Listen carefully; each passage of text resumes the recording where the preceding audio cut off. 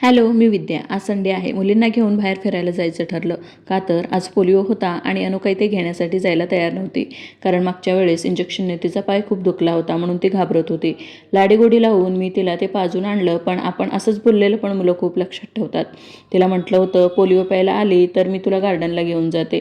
मग काय, दिवसभर त्यासाठी दोघी पण मागे लागलेल्या. मग घेऊन जावंच लागलं. संडे म्हटलं की नाश्ता, जेवण आणि बाकीची कामं असं निवांत रुटीन. घरातून निघायलाच संध्याकाळचे 6 वाजले.